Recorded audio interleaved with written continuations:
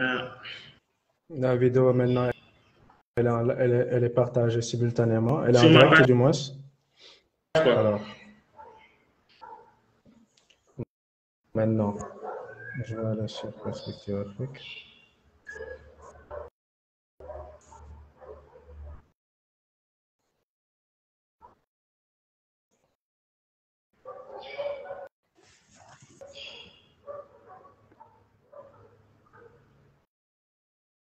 Allô? Oui, J'ai pas vu sur oui, ma page. oui. Attends, je te la partage sur ta page, hein, regarde. Ouais, ce serait mieux, s'il te Voilà. plaît. C'est bon. Partage. Allez.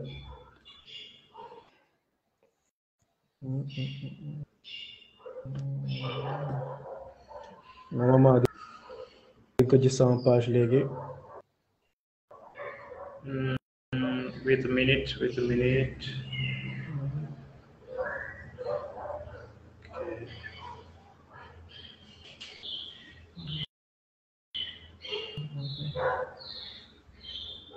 Ouais, C'est bon? et je pense. Voilà.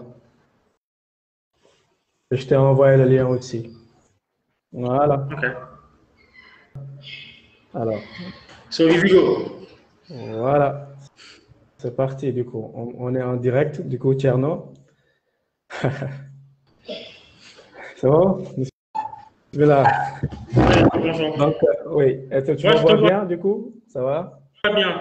Très bien. Donc, merci en tout cas d'avoir répondu positivement à cette invitation. Donc, moi, je t'ai invité à un de nos cafés perspectives. Café Perspective, c'est une occasion pour nous d'inviter des Africains ou autres, mais des gens qui travaillent sur des questions pouvant concerner l'Afrique, à la fois dans le domaine politique, dans les questions géopolitiques, art, culture, tout. Et donc, c'est pour donner un point de vue, un éclairage sur un ou plusieurs sujets.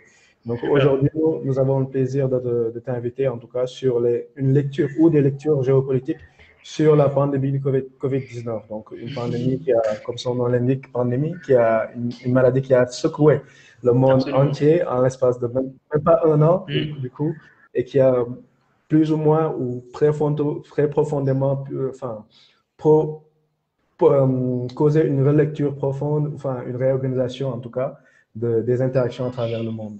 Donc avant qu'on rentre dans le vif du sujet, tu vas d'abord te présenter pour commencer et puis après je pourrai te poser un certain nombre de questions. Merci Moussa, merci pour l'invitation. Mhm. Je salue les amis de Perspective Afrique, Oui. d'ici, qui sont là-bas, qui sont partout dans le monde. Je m'appelle Tierno Souleymane Djebian. Je travaille dans les relations internationales. Je n'aime pas trop le mot spécialiste ou expert parce que, bon, je me considère comme quelqu'un qui étudie encore, qui fait des recherches. Oui. Je suis par ailleurs auteur, j'ai écrit des ouvrages disponibles voilà, au Sénégal et partout dans le monde. Je suis aussi dans l'ONG Lex Africa. Et bon, par ailleurs, je suis aussi membre d'un think tank de l'Union africaine qui s'appelle IDOF, Interfaith Dialogue on Violent Extremists. Et je suis aussi membre d'une global member de Young Member of in Foreign Policy qui est basée à Washington, D.C. Donc, si tu veux, globalement, moi, je travaille dans les relations internationales, c'est ma passion. Et voilà, voilà. Donc, la première question que je vais te poser, c'est en fait, qu'est-ce que tu auras retenu de cette année 2020 qui vient de se terminer, indépendamment du Covid-19, hein? Indépendamment. Ben, écoute, je pense que tout ce qu'on peut retenir de cette année, ça ne peut pas être loin de la pandémie du coronavirus, cher ami. Cette année, l'entité de l'année, ce n'est pas une femme, ce n'est pas un homme, c'est le coronavirus, quoi qu'on puisse dire. C'est cette pandémie-là, venue d'un faubourg de la Chine, qui a bouleversé totalement la marche du monde, qui a neutralisé la machine, qui a confiné plus de 4 millions de personnes chez eux. C'est du jamais vu. C'est un événement sans précédent dans l'histoire du monde. Et fondamentalement, qu'on le veuille ou non, ce coronavirus-là a changé nos us et coutumes, a changé nos modes de vie. Et le monde ne sera jamais comme il était auparavant. Nous devons maintenant nous réadapter, apprendre à vivre, comme le disent certains, avec ce virus-là, parce que je ne pense pas qu'il va partir de si tôt. Nous devons réadapter nos modèles de vie, nous devons tirer beaucoup de leçons. Et pour moi, la leçon majeure qui doivent nous parler durant cette pandémie, parce qu'on y est encore, c'est qu'il faut recentrer nos efforts sur l'épanouissement de l'humanité, de l'humain. L'humain doit être au cœur même de nos actions dorénavant, parce que cette pandémie nous l'a montré. Je pense que c'est même le sens de ton dernier ouvrage, Leçon d'humanité. Oui. Est-ce que tu pourrais nous en parler un petit peu plus sur Leçon d'humanité du coup? Écoute, Leçon d'humanité, à la base, je voulais écrire un article. Tu sais, lorsque le coronavirus est survenu dans le monde, il y avait beaucoup de thèses farfelues concernant l'Afrique. On disait que nous, on était épargnés parce qu'on avait une carnation, une peau noire, donc grâce à ça, on était hors de danger, ce qui était faux par ailleurs. Ensuite, l'autre thèse farfelue, c'est qu'on vivait sous le soleil, donc nous avions un climat assez chaud qui nous préservait du coronavirus. Autre thèse aussi fausse. Tu vois un peu. Et lorsque les premières victimes sont venues en Afrique, les premières victimes étaient des étrangers. C'est notre système médical qui les a soignés. On n'a pas demandé s'ils avaient un visa d'entrée. On n'a pas demandé s'ils étaient des, comment dirais-je, des réfugiés ou des émigrés. On ne leur a pas demandé s'ils avaient comment dirais-je, un passeport régulier ou pas. On a juste pris en charge ces gens-là. Et c'est le système médical africain, le système médical sénégalais, qui est mal vu ailleurs, qui par ailleurs n'est pas aussi performant que le système médical occidental, qui a pris en charge ces gens-là. Et là, je me suis dit, mais l'Afrique donne une leçon d'humanité au reste du monde. Et cette leçon d'humanité-là, elle est tellement retentissante que ça devient un son d'humanité. Voilà la genèse du livre. En fait. Leçon d'humanité est tirée de cette leçon d'humanité que l'Afrique a donnée au reste du monde.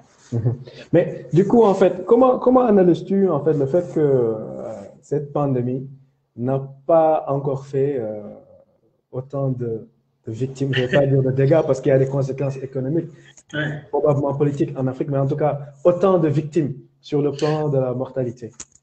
Ok, d'abord, je vais faire mienne la posture des grands scientifiques qui disent jusqu'à aujourd'hui qu'ils n'ont pas réussi à pénétrer le mystère de ce coronavirus-là. Ça, c'est la vérité. Aujourd'hui, on a des candidats à vaccins, c'est vrai. On a même des vaccins qui sont en ce moment administrés aux populations de part et d'autre. Mais je pense que jusqu'à aujourd'hui, il y a encore un mystère réel qui entoure ce virus-là. Ensuite, je pense que l'autre thèse qui est formulée par des scientifiques et peut-être qui est la plus répandue, c'est que nous avons une population jeune. Et parce que nous avons une population jeune, nous avons une population résiliente. C'est tant mieux. Parce que je le dis dans mon ouvrage, lorsque ce coronavirus est survenu, des voix audibles se sont élevées pour dire que l'Afrique était foutue, c'était fini. Ils nous ont prédit 400 millions de morts sur ce continent-là, mais c'est extraordinaire. Dieu merci, on n'en est pas là. Aujourd'hui, plus que jamais, nous sommes résistants. C'est vrai qu'on a des victimes. Il y a eu beaucoup de morts, surtout dernièrement.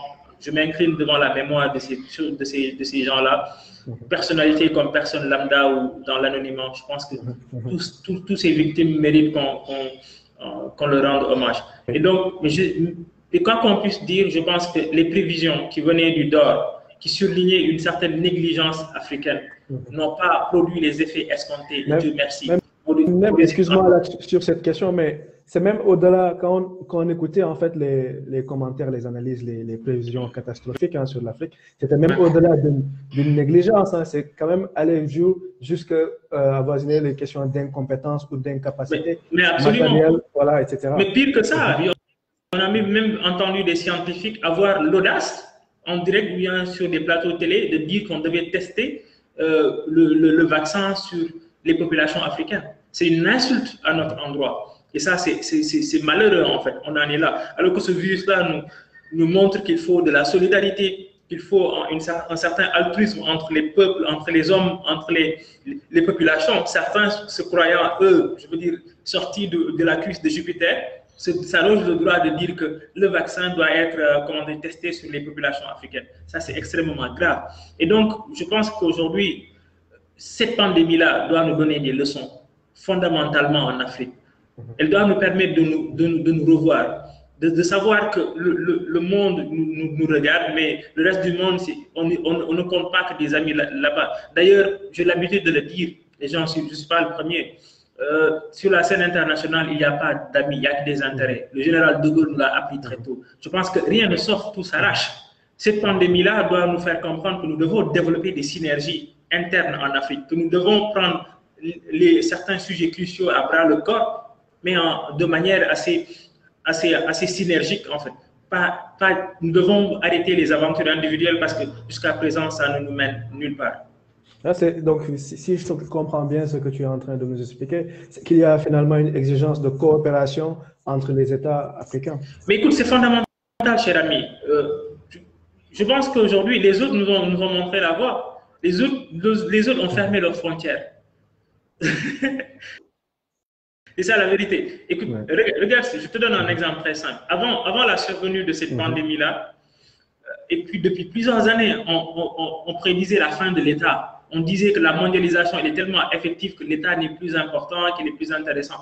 Mais cette pandémie-là nous montre que l'État, pour reprendre Serge Sur, un grand professeur de relations internationales, est l'horizon indépassable de notre temps. C'est l'État, était cette entité plus que jamais prépondérante. C'est grâce par le truchement de l'État qu'on a fermé les frontières, comment dirais-je que les grandes décisions politiques ont été prises, même les grandes décisions géostratégiques. L'Amérique de Trump a fermé ses frontières à l'Europe, disant que c'est l'Europe qui pourvoit le virus au reste du monde.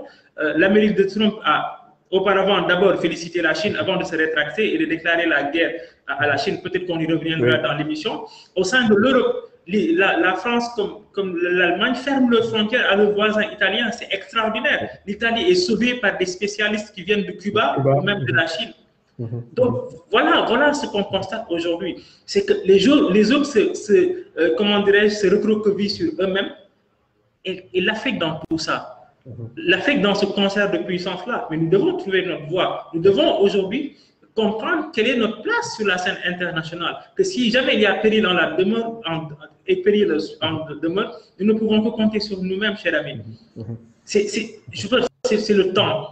Je le dis, c'est mon discours. Ce coronavirus est une aubaine pour développer des synergies à l'intérieur de l'Afrique, créer des programmes d'intégration, coopérer, collaborer dans beaucoup de domaines, l'agriculture, l'industrie, le tourisme, apprendre à connaître l'Afrique, voyager entre nos pays, que les jeunes Sénégalais connaissent la Guinée, le Mali, le Burkina, etc. Tout ça, ce sont des dynamiques dans lesquelles nous devons nous embarquer parce que le monde de demain ne nous attend pas. Comme je le dis, je vais encore marteler cela, on n'a pas que des amis sur la scène internationale. Mais on est déjà dans les analyses géopolitiques de ce coronavirus. Hein. On est déjà rentré dedans. Mais tu as annoncé quelque chose de très intéressant. C'est effectivement beaucoup de théories en géopolitique en relations internationales ont annoncé la fin de l'État. On parlait de dépérissement de l'État. Voilà, des théories de dépérissement de l'État. Donc, on a annoncé la fin de l'État comme acteur majeur, unique et prépondérant au sein des relations internationales. Et d'ailleurs, ça s'est fait justement avec la montée des théories transnationalistes où on parlait d'acteurs médiatiques, etc. Mais en même temps, moi, je ne peux pas, en même temps que je considère que l'État s'est réaffirmé, s'est réarmé, à gagner en prépondérance. En même temps, je ne peux pas non plus ignorer qu'il y a aussi des acteurs, au-delà des États, qui ont été aussi très, très marquants sur cette question de cette pandémie, justement. Comment tu analyses? Mais je veux dire, le principal acteur, c'est peut-être l'OMS. On a vu des individus, hein. Il y a des individus dont les noms sont... Non, mais je veux dire, on parle d'entité. C'est-à-dire, l'entité, ça peut être une entité humaine, comme ça peut être une entreprise ou une organisation. L'OMS a été très marquant. On a eu des personnalités. Oui, quelqu'un comme Bill Gates est une entité qui s'est élevée, qui a élevé sa voix en faveur du vaccin, entre guillemets. On a vu aussi d'autres, la Chine, un pays, son président, avoir un discours de rassembleur, parce qu'aujourd'hui aussi, on est dans ça. On est dans la course au sauveur. L'Amérique, la Chine, comme la Russie, comme l'Europe, chacun veut être le sauveur du monde. On va y revenir parce qu'il y a derrière cela, il y a des positionnements géostratégiques très intéressants sur le monde post-Covid. Et donc, je veux dire que oui, on a eu des acteurs qui chacun selon son domaine ou sa sensibilité, élève sa voix, etc. Et encore une fois, je le dis, l'Afrique est absente plutôt dans ce concert de puissance-là. Oui, peut-être que, je ne sais pas si on a tort ou pas, parce que le coronavirus n'a pas fait des dégâts énormes en Afrique, en tout cas pour le moment, même si On voit très bien qu'il y a une recrudescence en Afrique du Sud, etc. Mais de manière globale et de manière générale, l'Afrique s'en sort. Donc, pourquoi on ne profite pas de cela? Moi, c'est ça mon problème, en fait. Aujourd'hui, on assiste à quoi? À un départ des jeunes vers l'immigration clandestine. Alors que moi, je dis qu'aujourd'hui, malheureusement, nous devons nous inquiéter pour l'Europe ou l'Occident. Je pense qu'aujourd'hui, c'est eux qui ont besoin de notre solidarité. Il fait bon vivre en Afrique. Depuis plus de 50 ans, ou bien pour la première fois, on est en paix, on est peut-être, comment dirais-je, malgré les difficultés économiques, etc. Mais c'est le moment, en fait, de nous concentrer. C'est le moment, oui, de vivre des sacrifices, tout en se disant que ces sacrifices-là dépassés vont nous conduire vers une période d'opulence parce que nous avons les moyens. Mais malheureusement, on a vu des chefs d'État prendre la pause devant des montagnes de vivres de première nécessité. C'est extrêmement grave. C'est aussi, en fait, c'est aussi quelque part quelque chose qui a posé problème dès le début, en fait, de cette pandémie, en tout cas, de son arrivée. Absolument. Cette question de comment prendre cette pandémie. Est-ce que c'était un problème sanitaire majeur ou bien c'était un problème sanitaire majeur, mais qui posait des problèmes en termes d'alimentation, de nutrition, etc. Donc, c'est comme ça que, finalement, on a vu des réponses émerger ça et là, notamment au Sénégal, où cette crise, dans son premier temps, a été traitée beaucoup plus sous l'angle, enfin, pas économique, mais en tout cas sous l'angle de la nutrition, de l'aide en termes de nutrition, alimentation, etc. Ben, écoute, ce que tu dis est très intéressant. Je pense que cette pandémie-là, au départ était une problématique sanitaire. On ne peut pas dire le contraire. C'est un virus qui est survenu de nulle part. Donc, fondamentalement, les spécialistes sont au devant de la scène pour apporter les solutions, les réponses qu'il faut. Je pense qu'on a eu ça au Sénégal. Il faut rendre hommage au service médical ou en tout cas au personnel médical sénégalais, notamment le professeur Seydi qui a incarné cette réponse à l'encontre de ce virus. Mais très vite, cette pandémie a dépassé le cadre sanitaire et est devenue un problème politique. et c'est pourquoi ce virus-là est extraordinaire. Et c'est ce que je disais tout à l'heure. Toutes les puissances qui se sont affirmées, toutes les stratégies, toutes les démarches politiques à l'encontre de ce virus-là ou qui découlent de la réponse contre ce virus-là montrent suffisamment que la question de la réponse contre le coronavirus est une question purement politique, géopolitique, diplomatique et voire internationale. Voilà ce à quoi on a assisté durant l'année 2020. Une année extraordinaire, quoi. Où, comme je le dis, les puissances ont affirmé leurs muscles, les réponses ont été disproportionnées à l'aune du potentiel de chaque pays, à l'aune du potentiel de chaque continent. Comment dirais-je, les stratégies aussi sont mesurées à l'aune du potentiel et des potentialités que regorge chaque État. Ça, on ne peut pas le nier. La France ou l'Occident peut se permettre un confinement. L'Amérique peut se permettre un confinement. La Chine peut se permettre un confinement. Mais est-ce que le Sénégal ou certains pays africains peuvent se le permettre? C'est ça, en fait. Est-ce que, fondamentalement, nous devons adapter les stratégies qui sont prises ailleurs? Est-ce qu'on doit les adapter chez nous? Voilà aussi, ça nous permet de mettre en lumière toutes nos faiblesses, toutes nos défaillances de ce système-là. Du point de vue médical, bien entendu, on n'a pas les hôpitaux qu'il faut, on n'a pas le matériel médical qu'il faut, qui au-delà du coronavirus, pour répondre à d'autres besoins médicaux qui sont véritablement constants. Ça, c'est un. L'autre défaillance, on a vu une défaillance de notre agriculture. On est allé acheter des vivres de première nécessité alors qu'on a des terres arables, on a la main-d'œuvre, on a l'ingéniosité. Tout ça, ce sont des questions aussi qui sont apparues sous le jour du coronavirus, etc., etc. On a des faiblesses économiques. Ce coronavirus nous a montré que si on ferme nos frontières, alors qu'on dépend fondamentalement des recettes douanières, mais ça ne va pas très bien parce que notre portefeuille économique se sent très touché. Voilà des questions fondamentales sur lesquelles nous devons réfléchir, avoir une stratégie pour le futur. C'est véritablement fondamental. On ne peut plus passer sous silence cela et ce coronavirus est venu nous montrer cela. Mais une question que je vais te poser, qui me trotte quand même depuis un certain moment et à laquelle je n'ai pas encore trouvé de réponse. Est-ce qu'on peut dire qu'avec le coronavirus, est-ce qu'il y a une redistribution de la puissance au niveau de la scène internationale? Est-ce qu'on peut dire qu'il y a de nouveaux pays émergents qui vont entériner ou accentuer une prééminence au sein des relations internationales et le déclin d'autres pays, par exemple? Ben, écoute, je pense que, ouais, il y a beaucoup de questions, il y a beaucoup de tensions, il y a beaucoup de, comment dirais-je, de choses qui se sont passées en 2020. Et je le disais tout à l'heure, quoi qu'on peut dire, c'est les pays qui étaient développés, les pays qui avaient le potentiel de résister, ont véritablement résisté et continuent à résister, quoi. L'Amérique a résisté, continue à résister. Aujourd'hui, l'Amérique est dans un plan de relance économique. Quoi qu'on puisse dire, l'Amérique a voulu, elle a fait fermer ses frontières au reste de l'Europe et du monde. L'Amérique a les moyens de le faire. Comment dirais-je, la Chine, d'où est parti le virus aujourd'hui, se positionne comme le sauveur de l'humanité, veut, comment dirais-je, mettre son vaccin au service de tous les pays. En tout cas, bon, là, tout à l'heure, on va y revenir un peu parce que là aussi, c'est très intéressant. Mais je veux dire aujourd'hui que l'Amérique, la Chine, la Russie, l'Europe, ce sont les pays qui, depuis beaucoup de temps, dirigent le monde, sont à la tête. C'est le peloton de tête sur la scène internationale. C'est eux qui ont peut-être apporté, en tout cas pour leur population, les réponses qu'il fallait. Bah, bien entendu, je disais tout à l'heure à l'entame de mes propos qu'on a été tous choqués, entre parenthèses, que Cuba débarque, que des spécialistes cubains soient applaudis dans un aéroport italien. Mais c'est extraordinaire, cher ami. Ouais. C'est le socialisme au cœur du libéralisme, en fait.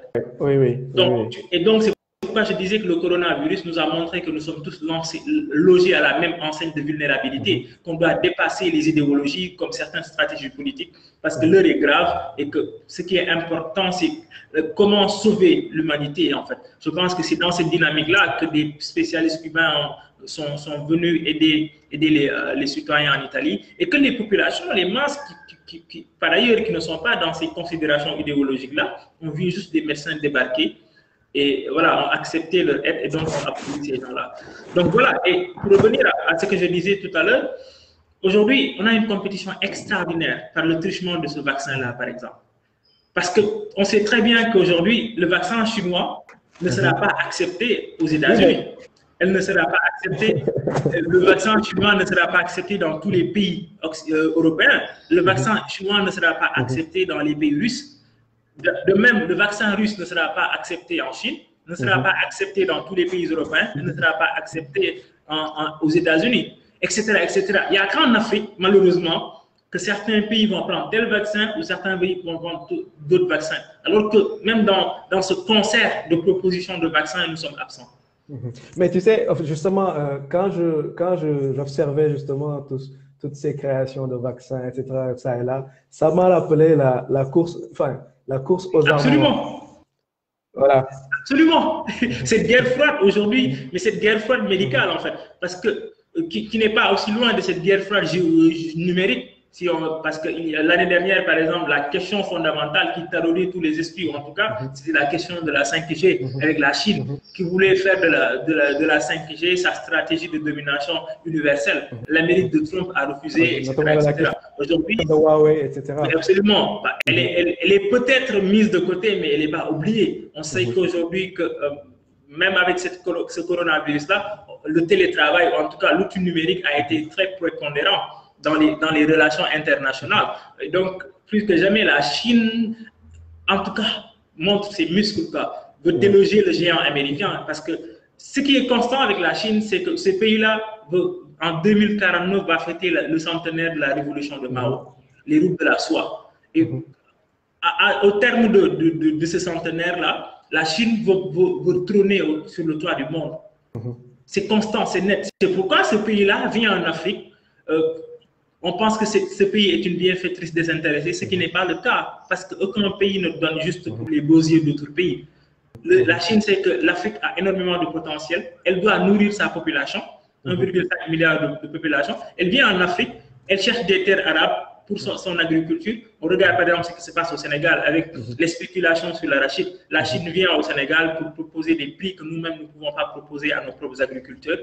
Ensuite, la Chine investit énormément dans l'énergie parce qu'elle doit, comment dirais-je, doter de potentiel énergique énergétique à son industrie, qui est une industrie qui continue de se développer, et surtout que la Chine est encore l'usine du monde. Voilà toutes ces questions-là qui ont véritablement émergé en 2020. Et toutes ces questions-là, nous devons avoir une vue, ou bien en tout cas une connaissance assez holistique de ces questions-là qui sont cruciales pour le continent africain. Oui, donc on parlait de course à l'armement, course à la vaccination, au vaccin. Et absolument. Voilà, et donc on assiste finalement à une nouvelle guerre froide et l'Afrique redevient ou encore continue à être ce centre, cette terre de voilà, absolument. Cette terre qui concentre toutes les ambitions, toutes les gourmandises hein, des États de ce monde, hein, des États développés de ce monde. Mais oui, l'impulsion vient d'ailleurs, mais malheureusement, l'Afrique est la terre qui abrite cela. C'est malheureux en fait. Ils viennent sous la bannière de la coopération pour la sécurité, pour la paix, contre le terrorisme, etc., pour le développement économique, l'aide publique au développement. Voilà, toutes les excuses sont bonnes pour s'intéresser aux gâteaux africains, etc. Mais nous, on est encore là. C'est pourquoi je le dis, c'est dommage. On aurait pu nous serrer les coudes durant cette pandémie-là parce que les autres nous ont fermé leurs frontières. C'était difficile, mais je veux dire, on est encore là. On a une population résiliente. C'est cette population résiliente-là qui est la jeunesse, qui est la solution pour ce continent, cher ami. Oui, vas-y. Non, vas-y, continue. Non, mais je disais juste qu'aujourd'hui, on est dans une dynamique démographique galopante. En 2060, c'est 2,5 milliards en termes de population. On est la première puissance démographique dans le monde. Mais c'est une aubaine extraordinaire. Si cette population elle est encadrée, elle est formée, si cette population jeune trouve les opportunités, mais je pense que ce continent-là dépasse tous les autres continents. C'est indéniable. Ça, c'est ce qu'on voit sur le temps long. C'est pourquoi c'est dès à présent qu'on doit décliner des stratégies très intelligentes pour faire en sorte que cette jeunesse-là, ou bien ce potentiel-là, soit épanoui sur le temps long. Et je vous assure, dans quelques années, on sera débarrassé de tous ces écrits-là. Ce que tu dis, c'est tellement juste que même, en fait, la démographie de l'Afrique, elle est encore, elle est questionnée, elle est objet de convoitise. Ça et là, on voudrait bien diminuer le nombre d'enfants, le taux de fécondité, etc. Donc, c'est pour montrer que la démographie est aussi un attribut de puissance. Et absolument, fondamental. Fondamental. Écoute, c'est Carol Figley, l'ancien professeur de Bill Clinton, qui nous rappelle que la démographie est un levier d'expansion économique. Je pense que, et ce qui est intéressant avec ce que tu es en train de dire, c'est que quand tu entends ce discours-là, il est toujours dirigé à l'encontre de l'Afrique. On ne parle pas de la démographie chinoise ni de la démographie indienne. C'est parce que ces pays-là ont réussi à faire de leur démographie des atouts au service de leur développement. Nous, malheureusement, on chasse nos jeunes, on les fait fuir alors qu'on doit les garder. On doit essayer de leur trouver des opportunités à l'intérieur de ce continent parce que c'est eux qui seront les porte-étendards de notre développement. C'est véritablement malheureux. Alors, on va revenir sur une question qui me traverse l'esprit, effectivement. Et oui. Aujourd'hui, sur quelle base on pourrait construire justement des coopérations inter-africaines, inter-États africains aujourd'hui? Écoute, on a déjà des instruments très intéressants. Hein. Moi, je vais donner l'instrument le plus proche dans lequel je vis, c'est la CEDEAO. Elle est parfois critiquée, je suis d'accord que son évolution bute sur des écueils, etc., etc. Mais c'est un outil très intéressant de coopération et d'intégration. Je pense que la CEDEAO doit impulser la CEDEAO des peuples que nous voulons. Et parce que, écoute, des fois, on critique l'Union africaine pour son absence, etc., ou on dit que cette organisation est aphone. Mais il y a quelques années, l'Union africaine avait décidé de faire en sorte qu'émergent des pôles régionaux. Et ces pôles régionaux vont porter le développement de l'Afrique et à terme, il y aura une passerelle ou bien en tout cas une collusion de tous ces pôles-là pour que l'Union africaine coiffe cela et qu'on arrive à cet État fédéral ou à cet État politique ou à cet État continental tant rêvé. C'est pourquoi aujourd'hui la CEDEAO est dans une dynamique très intéressante. Et aujourd'hui, moi je donne un exemple très simple. La CEDEAO peut et doit représenter l'Afrique, par exemple, aux Nations Unies ou dans le Conseil de sécurité. Déjà, nous sommes absents dans le Conseil de sécurité, etc., ou en tout cas les 5, le club des 5 qui gouverne le monde. On est aujourd'hui, des voix s'élèvent partout dans le monde pour ouvrir cette, comment dirais-je, ce club-là pour que d'autres entrent. Parce que la plupart des questions qu'on traite aux Nations Unies sont relatives à l'Afrique. Oui.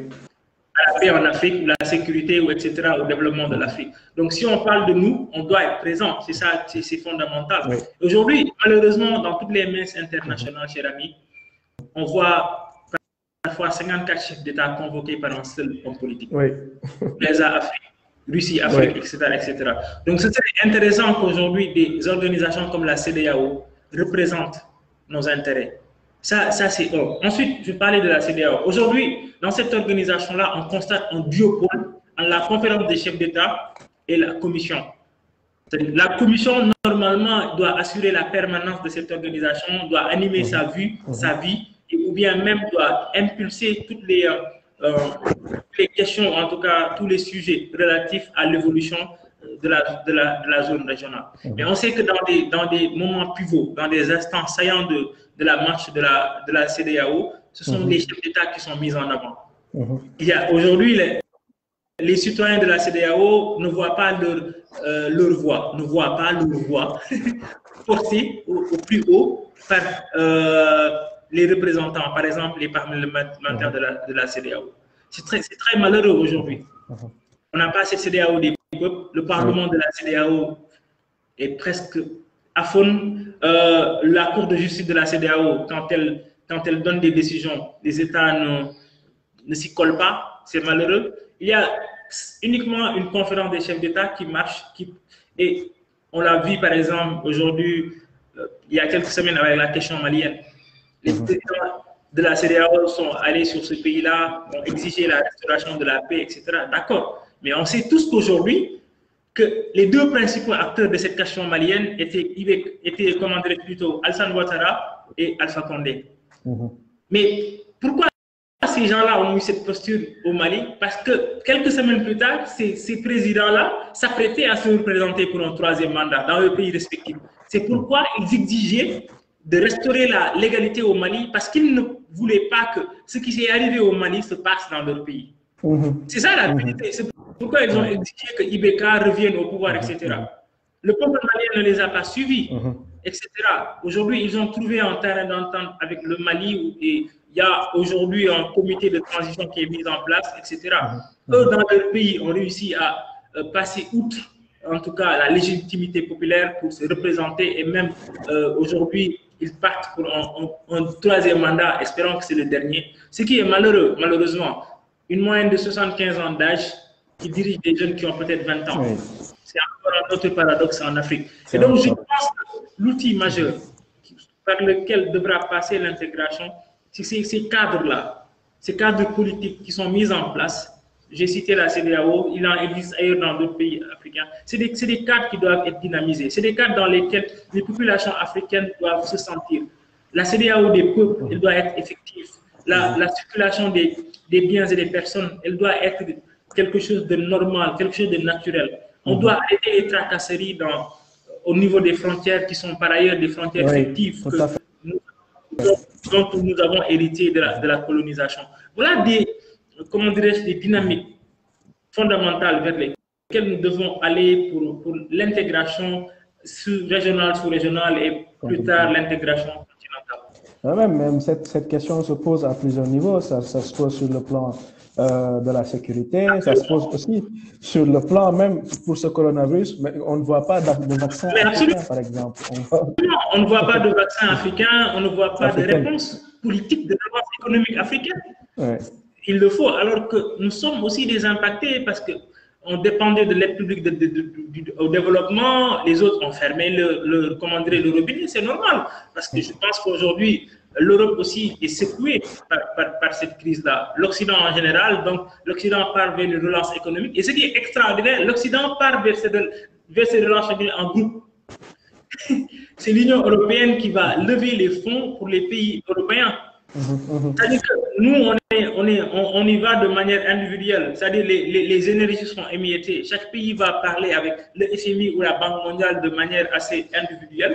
On n'a pas une relance économique globale, ce qui est malheureux. C'est-à-dire que, je le dis, c'est malheureux. Moi, je pensais que vraiment cette crise allait nous faire comprendre que nous devions fondamentalement créer des passerelles de coopération entre les pays africains, mais on ne voit pas cela. Mais, en fait, moi, la question qui me vient à l'esprit, c'est qu'est-ce qui bloque finalement, au-delà des blocages institutionnels, hein, qu'est-ce qui entrave cette coopération? Parce que est-ce que c'est à dire que les peuples africains ne sont pas prêts pour cette coopération, Mais d'abord, je pense que nous avons, tu as cité un mot très important, c'est le blocage institutionnel.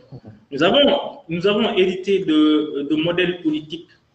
Nous avons hérité de modèles politiques qui n'ont pas malheureusement répondu à nos attentes au lendemain des indépendances.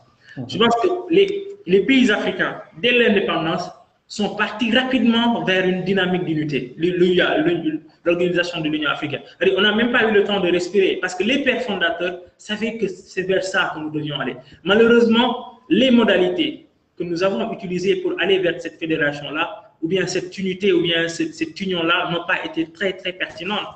C'est pourquoi très vite, chacun est parti de son côté et c'était pas bien, malheureusement. Je donne un exemple très simple avec la Fédération du Mali qui a été cassée à un moment, 2 entités, alors que c'était très bien parti. Alors que même avant cela, on avait le conseil de l'entente, je pense, avec le Dahomey, etc., etc. Et après, il y a eu la Fédération du Mali, le Sénégal et le Mali. Après ça, cette fédération a éclaté. Modibo Keïta, président du Mali, Léopold Sédar Senghor, président du Sénégal.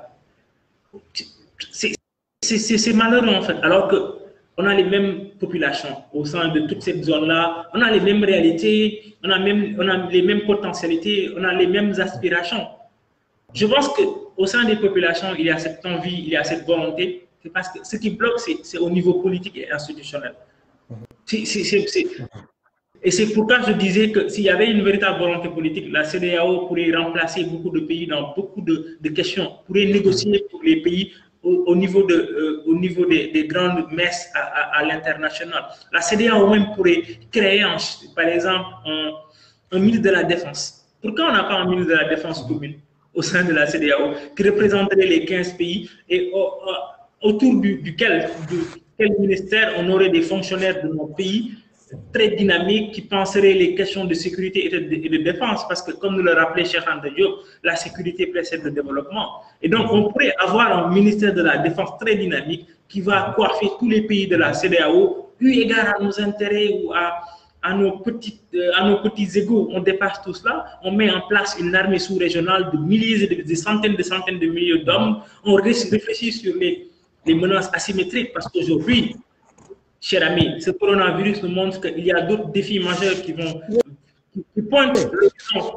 C'est le défi de l'eau, c'est l'intelligence artificielle, c'est le numérique, c'est la géopolitique verte. Toutes ces questions cruciales-là vont venir. Il faut qu'on ait une stratégie très, très dynamique pour non seulement les accueillir et pouvoir triompher. En fait, ce qui se profile ou bien ce qui est manifeste, c'est que l'Afrique vient d'être finalement projetée radicalement dans les questions qui se posent dans le monde.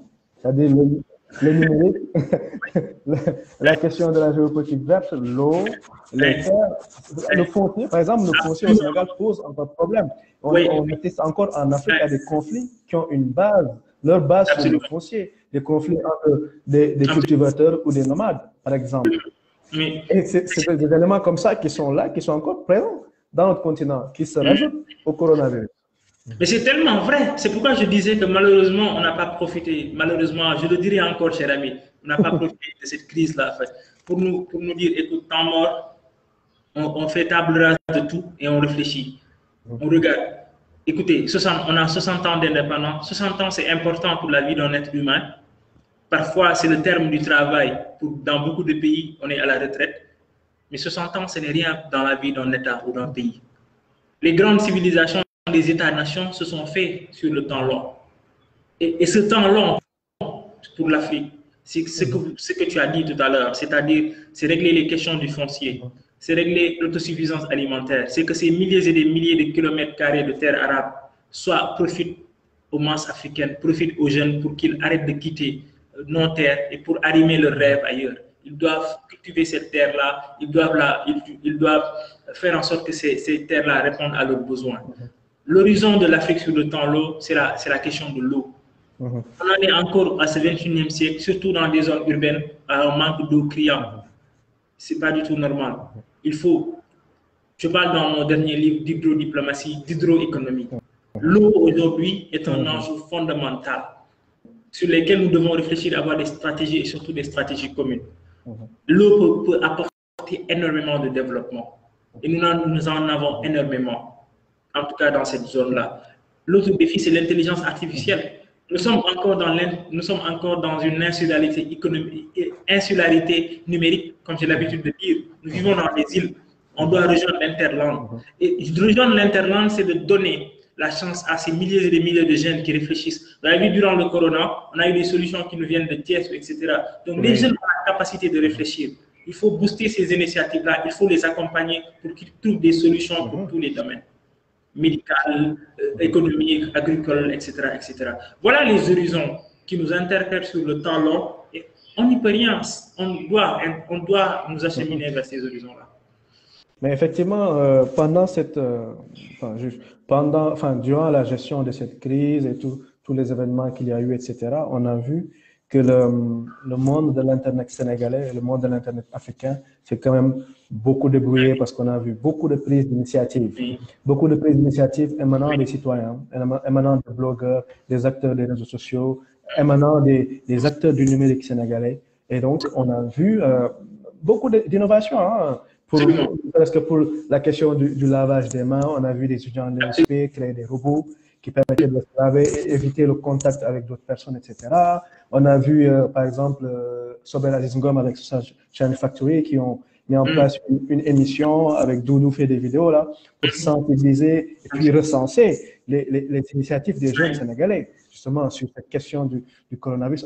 On a vu beaucoup de choses apparaître. Donc, c'est le cas de dire que le potentiel existe. Maintenant, il faut qu'il y ait une volonté politique ou bien que les populations trouvent peut-être d'autres alternatives pour propulser ces initiatives-là.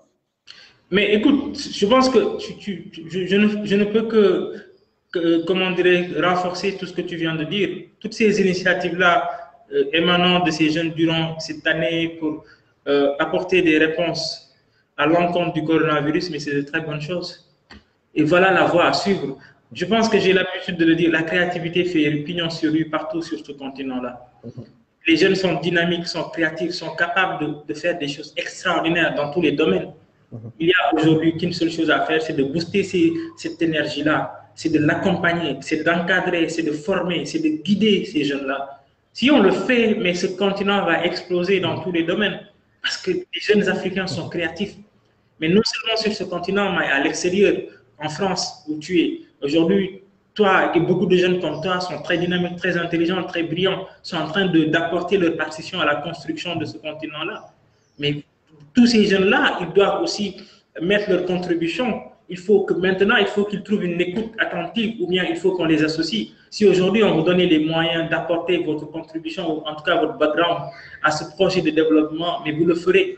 Donc, c'est ça, il faut dépasser très vite les carcans politiciens. Pas politique, parce que la politique, elle est importante, mais les carcans politiciens qui n'apportent véritablement rien aujourd'hui. Le débat, aujourd'hui, ça doit être un débat d'initiative, un débat de créativité, mais pas un débat de telle personne à transhumer vers telle personne ou telle personne a fait. Et ces débats-là ne nous intéressent pas finalement. Ce qui nous intéresse, c'est quel est le projet de société pour le Sénégal, pour l'Afrique.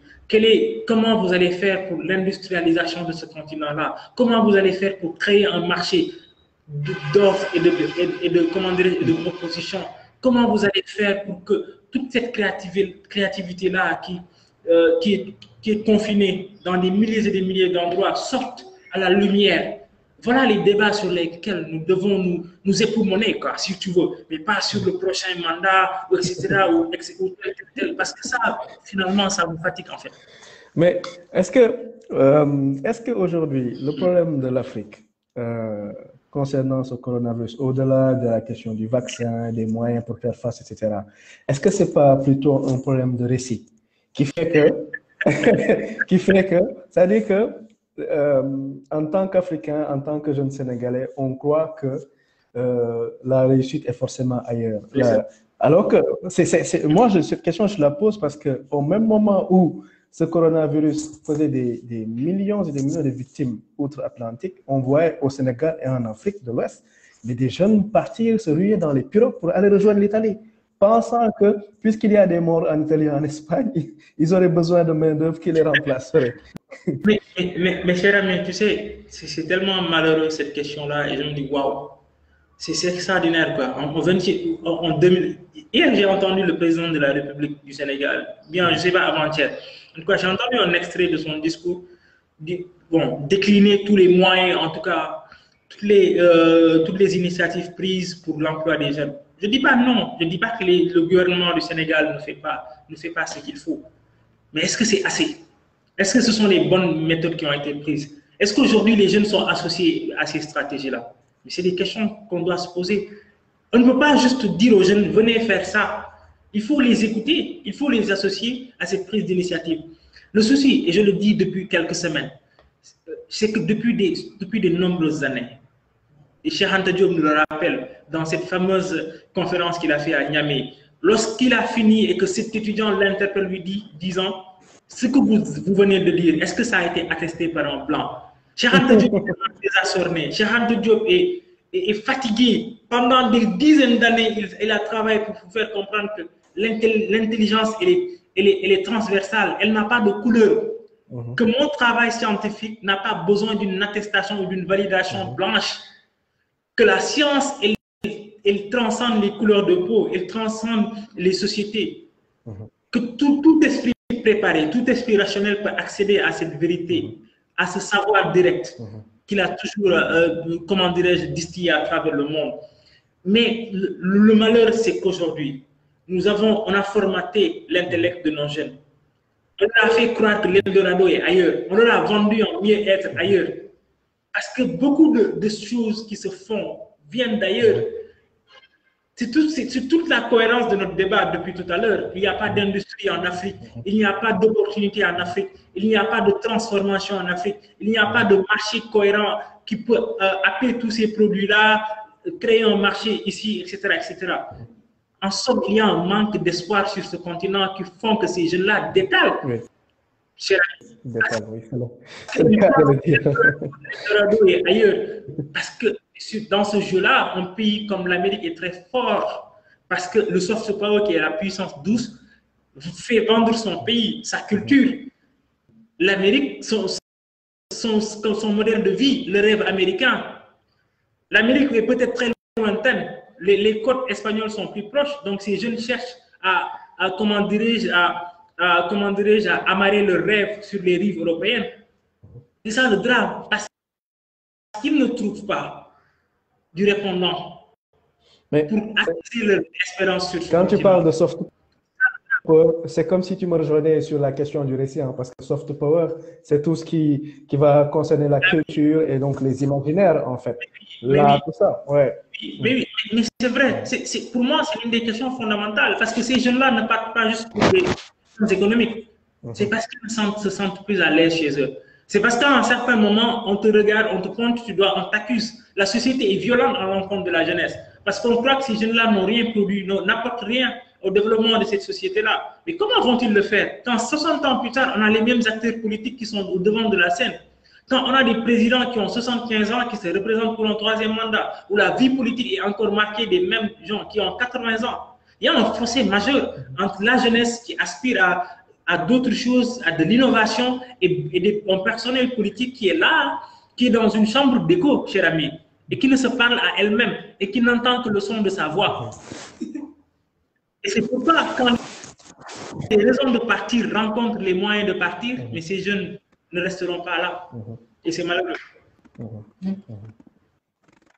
Oui, en tout cas, pour le coup, moi qui pensais que tu étais très optimiste parce que je te suis, je suis tes interventions dans les médias sénégalais, je me disais que tu es très optimiste, à la limite même presque naïf. Mais là, quand je t'entends, tu dresses un tableau très dur à avaler, mais qui ne reflète que la réalité. Non, c'est un peu dur, mais écoute, je suis très optimiste par nature et je me dis, on dépassera ça. Parce que quoi qu'on puisse dire, écoute, les hommes et les régimes passent. Ces hommes qui sont là, qui nous disent, ne sont pas éternels. L'éternité, c'est pour une puissance suprême qui nous dépasse. L'éternité, ce n'est pas pour un être humain qui est comme réduit dans le temps et dans la géographie, dans l'espace. Ça, c'est le propre de l'être humain. Un jour ou l'autre, on partira. C'est pourquoi je dis, le développement, c'est sur le temps long. Embarquons-nous vers une dynamique intemporelle, si tu veux. Et nous faisons ce qu'on a à faire et les générations qui viendront feront le reste.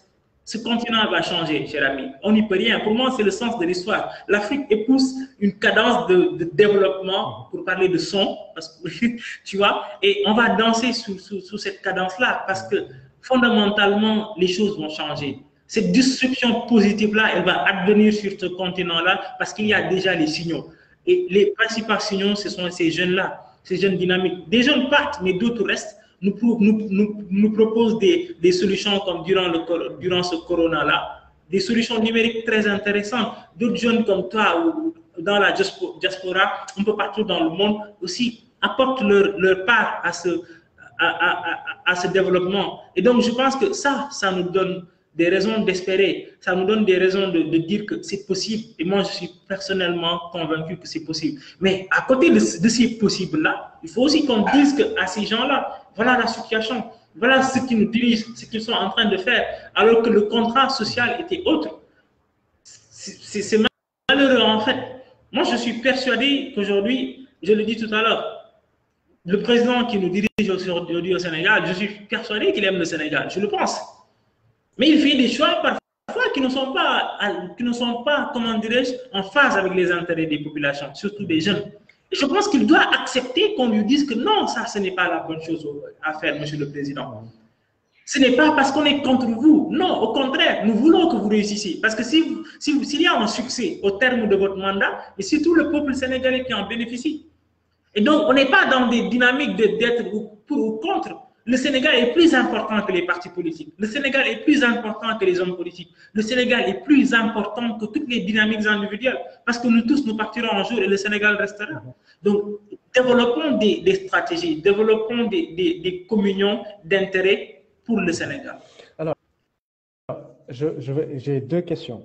D'abord, une première question sur la géopolitique en termes d'information. Oui. On a vu aussi avec ce coronavirus-là qu'il y a encore en fait comment je vais expliquer, des pôles médiatiques d'où émerge l'information, mais surtout ces informations-là ont été contestées, concurrencées par d'autres types d'informations qui étaient censées représenter ce qui était vrai, c'est-à-dire des rumeurs, des théories complotistes, etc., etc. Comment toi, tu analyses justement cette géopolitique de l'information-là qui apparaît aujourd'hui? Mais tout à l'heure, on parlait de géopolitique numérique, c'est pas très loin. C'est l'autre aspect de ce monde dans lequel nous vivons et qui va encore être très intéressant pour les prochaines années. Écoute, et tout ça, moi, je le résume dans la narration. C'est le narratif, le récit. Oui.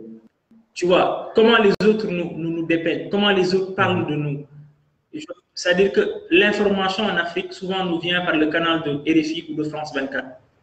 C'est eux qui nous disent ce qu'il faut savoir. On n'a pas assez d'informations souvent sur la Guinée, le Mali, la Mauritanie ou le Cameroun par des médias sénégalais ou des médias africains. On a des informations concernant des pays par le canal de ce grand groupe français qui regroupe RFI, France 24, etc. Et donc, c'est extrêmement grave, cher ami.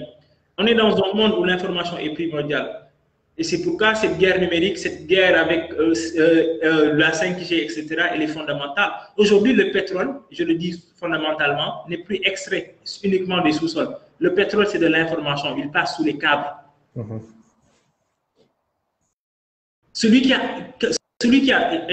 On arrive dans une discipline mitoyenne, si tu veux, de la géopolitique, c'est l'intelligence économique, qui est oui, tout à fait. Basé sur l'information. Sur l'information, tout à fait. Faire l'environnement de son pays, de sa société, comprendre les enjeux cruciaux, comprendre, comment dirais-je, la dynamique sociale, comprendre les atouts, comprendre les faiblesses. Et c'est ce qui se passe fondamentalement. Les pays aujourd'hui, et c'est cette course-là qui se passe surtout sous le corona. Aujourd'hui, les pays sont en train de s'observer. Chacun veut savoir quel est... Et c'est pourquoi aujourd'hui le débat sur le vaccin aussi est intéressant, parce que ça permet à certains pays de montrer, d'exacerber leur puissance, leur potentiel. Aucun des pays, en tout cas, qui constitue le peloton de tête sur la scène internationale ne veut rester comment dirais-je, en arrière. Et ces pays-là, c'est des informations aussi sur le reste du monde. Ou bien ces informations-là sont utilisées aussi pour dominer les autres. Il n'y a que nous qui sommes absents dans ce concert d'informations. Et c'est extrêmement malheureux. C'est pourquoi la narration de l'Afrique doit être portée par les Africains. C'est pourquoi c'était malheureux que d'autres, sous des informations erronées, élèvent leur voix pour dire qu'on aurait eu 400 millions de morts en Afrique. Il faut casser cette spirale d'information-là qui n'est pas bénéfique pour le continent. Il faut produire nous-mêmes notre propre information. Et c'est pourquoi je disais, par exemple, ça fait partie des cadres des outils d'intégration sur lesquels on doit insister. On le voit, hein, donc, comme tout à l'heure tu le disais, hein, il y a des enjeux qui se posent à l'Afrique, inévitables aujourd'hui, en termes de coopération militaire, en termes de coopération sur les questions de défense et de sécurité, aussi en termes d'information, parce que l'information est un outil stratégique de la diplomatie, est un outil de puissance, est un outil qui permet de développer une narration sur soi et de la proposer à sa population et de permettre à cette population de se réarmer et dans son imaginaire, dans son moral, pour aller à la conquête du monde. Absolument. Mais tu as dit quelque chose d'important, c'est l'imaginaire. Je pense que nos imaginaires, ils sont agressés depuis des siècles, cher ami. Depuis des siècles, on nous fait comprendre que vous n'avez rien apporté au reste du monde, vous êtes dans un continent ahistorique. C'est faux, en fait. C'est-à-dire que le mal est très profond. Les autres ont une narration violente à l'encontre de l'Afrique. Il faut déconstruire cette narration qui est fausse, basée sur rien. Et c'est vers ce combat-là que nous devons aller. Armer nos intellects, armer nos consciences, rebâtir les infrastructures mentales pour les générations futures. Très intéressant. beaucoup d'enjeux qui se posent. Absolument. Beaucoup d'enjeux. Absolument. Et les enjeux sont innombrables.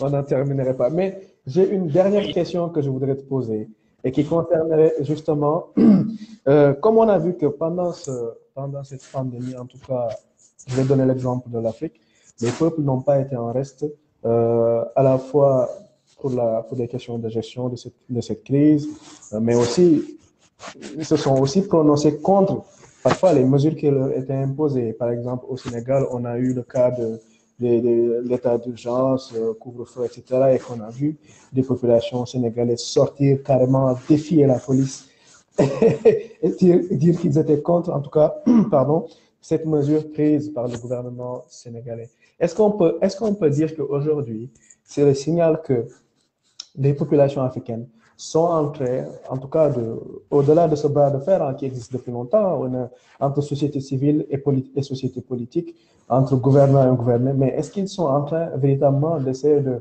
reprendre le pouvoir, se réussir en fait sur le devant de des scènes sur les décisions publiques collectives? Mais écoute, je pense que fondamentalement, ce qu'il faut dire, et on ne peut pas le nier, c'est qu'il y a une conscience citoyenne qui est de plus en plus développée sur le continent. Une des raisons, c'est qu'aujourd'hui, on a l'Internet. Je te dis dans mon livre, on a ce cadre d'entraînement qui est l'Internet, où on peut dire, on peut s'exprimer, on peut parler, sans risque d'être cogné, d'être traqué, etc. Parce que, et je dis tout à l'heure, tout le temps plutôt, que tout dirigeant gardien de phare, c'est-à-dire celui qui est capable d'avoir une vision, peut aller trouver sur l'Internet des grappes de promesses très intéressantes. Mais tout dirigeant gardien de cimetière, c'est-à-dire qui ne regarde qu'au devant soi ou en bas, malheureusement va penser que ce qui se passe sur l'Internet, souvent, c'est contre lui. Alors que non, aujourd'hui, la conscience citoyenne, elle est là, elle est effective. On ne peut plus reculer sur ça. Les masses populaires ont des acquis de plus en plus. La politique qu'on faisait il y a 20 ans, 30 ans, mais elle est impossible. En 2000 au Sénégal, c'est le téléphone portable qui a permis au gouvernement socialiste, comment dirais, qui a battu le gouvernement socialiste. En 2012 aussi, la conscience citoyenne a été, c'est vrai, comment dirais-je, incarnée par un certain mouvement, mais elle a été aussi exacerbée sur les réseaux sociaux. La magie du clic, pour reprendre l'actuel président qui en a bénéficié pour être aujourd'hui à ce sommet de l'État. Et donc, les populations ne peuvent plus revenir sur les mêmes modes de vie. Donc, c'est pourquoi maintenant, il faut avoir une certaine intelligence quand on est politique pour décrypter les messages que vous envoient les citoyens. Et malheureusement, parfois, ce n'est pas le cas. Mais les populations, c'est normal que quand ils ont des aspirations, quand ça ne doit pas, je pense que c'est pourquoi je le disais, les stratégies de confinement en France ne peuvent pas être adaptées au Sénégal ou dans d'autres pays africains. Parce qu'on n'a pas les mêmes réalités, parce que, écoutez, on n'a pas les mêmes modes de développement, etc., le même niveau de vie. Aujourd'hui, la femme qui est dans la banlieue, qui vend sa bouillie de 1000 à 20h, 21h, 23h, c'est avec ça qu'elle va donner la dépense quotidienne, qu'elle va permettre à ses enfants d'aller à l'école. Si vous lui dites à 18h, restez chez vous, mais c'est un drame. Si vous prenez certaines mesures, il faut d'accord, c'est pour l'intérêt général de l'État. Je pense que l'État est aussi là pour notre sécurité et que le président de la République est à un niveau d'information très inédit, qui lui donne le pouvoir, qui a même été habilité par une loi, d'exercer certaines de ses prérogatives, d'accord. Mais quand vous faites cela, il faut aussi penser aux répercussions et qu'il y a énormément un pan énorme de la population qui ne pourra pas survivre. Je pense qu'il faut une certaine dose d'humanité dans les décisions politiques. C'est fondamental. D'humanité. En tout cas, très content de t'avoir reçu. La discussion est très intéressante, très enrichissante et montre véritablement les enjeux qui nous attendent aujourd'hui avec cette pandémie. Et aussi montre qu'aussi on est dans un continent de résilience où les populations savent se débrouiller et ont une capacité d'initiative qui est parfaitement à valoriser, parce que positif pour la stabilité ou pour le développement des pays et du continent. Et du coup, en guise de conclusion ou en résumé, qu'est-ce que tu pourrais dire concernant les enjeux du coup géopolitiques de cette pandémie? Écoute, c'est comme je dis, on n'est pas encore au bout de cette pandémie-là. J'espère que, en tout cas, moi, j'espère qu'il y ait une lumière sur le monde et particulièrement en Afrique, parce que c'est mon continent, c'est ce continent que j'aime. Et que, voilà, qu'on ne subisse pas les contre-coups de cette pandémie-là. Mais je pense que plus que jamais, il y a cette course à la puissance dans le monde, ce positionnement stratégique. Ce vaccin-là qui doit être la solution, nous le montre, comme je dis. L'Afrique semble encore absente. Malheureusement, on n'a pas proposé de candidat vaccin pour le reste du monde. On est dans une dynamique d'aller acheter un vaccin. On a des priorités, malheureusement, comme l'éducation. On a des priorités comme la santé. On a des priorités comme l'agriculture. C'est le moment, pour moi, plus que jamais, de vous pencher sur ces priorités-là parce que, écoute, c'est une carapace forte qui fait qu'on soit respecté sur la scène internationale. On doit arrêter d'avoir des parrains. La Chine, l'Amérique, la France, la Russie, etc. Tous ces pays-là qui sont en train de pointer leur bout du nez en Afrique. Certains viennent sous l'excuse sécuritaire, etc. Mais ce sont des intérêts économiques qui les amènent en Afrique. Je pense qu'on doit s'arrêter un moment, qu'on doit se dire que le futur de ce continent-là incombe aux Africains. Ce n'est ni l'aide publique au développement, ce n'est ni l'apport financier des structures internationales, des ONG et tout ça qui va développer ce continent-là. Le développement de ce continent-là se fera uniquement, fondamentalement, de manière, comment dirais-je, drastique, si la jeunesse est mise plutôt en avant. La jeunesse africaine doit porter le projet de développement de ce continent-là. La jeunesse africaine ne doit plus partir dans des embarcations de fortune pour aller en Europe, qui n'est pas un Eldorado. Il faut que dirigeants comprennent cela.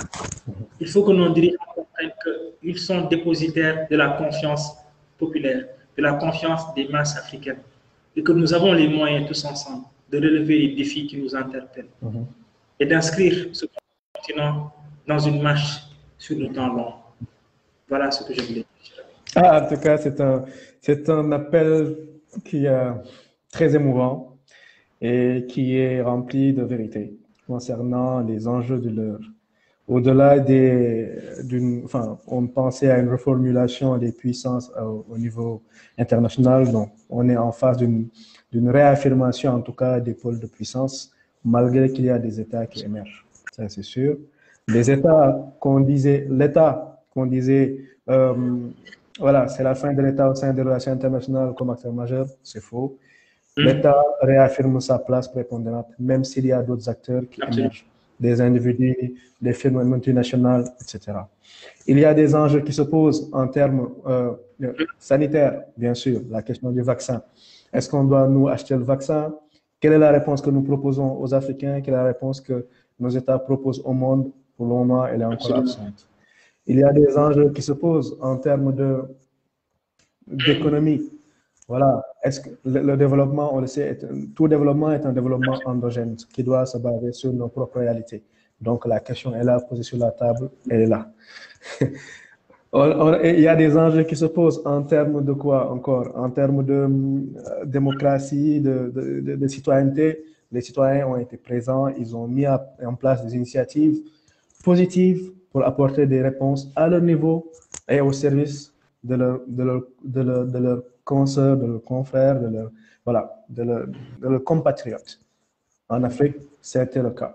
Maintenant, il appartient en tout cas de continuer ces efforts-là, et puis il appartient aussi à nos dirigeants de tendre l'oreille à leur peuple pour comprendre ce qu'ils disent et pouvoir les associer en tout cas à leur développement. Voilà. Merci Thierno. Merci.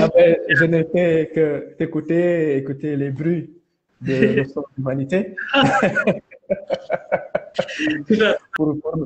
Pour rester totalement en phase et garder la même dynamique. Super.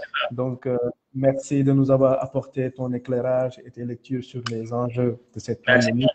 Et certainement, on aura l'occasion d'aborder d'autres sujets. Je te remercie. Quand tu veux. Voilà, je le rappellerai ici. Donc, on ne s'est pas connus encore physiquement, on s'est croisés sur Facebook. Absolument. Donc, je te suivais déjà pour le Coïncidence et d'autres livres que tu avais publiés. Ok. Donc, je t'avais repéré. Et donc, quand je suis venu au Sénégal, j'ai vu qu'on gravitait à peu près dans les mêmes réseaux. Super. Donc, c'est là que je suis rentré en contact avec toi. Parce que je pense que, comme la plupart des jeunes que j'ai rencontrés cette année au Sénégal, vraiment, il y a ces acteurs qu'il faudrait qu'on montre, des acteurs sur lesquels il faut qu'on projette justement la lumière, parce que c'est des images positives, c'est des récits positifs, donc alternatifs, pour les Africains, pour les Sénégalais, de croire en nous-mêmes, parce qu'on a des capacités, on a des savoir-faire et on peut les mettre au service de nos pays et de nos frères et sœurs africains. Voilà. Merci Thierno. Merci à toi. C'était une très bonne chose de te connaître, de te rencontrer en 2020, virtuellement. Le faire physiquement en 2021 chez l'ami. Merci, ouais. Take care. À bientôt. Ok.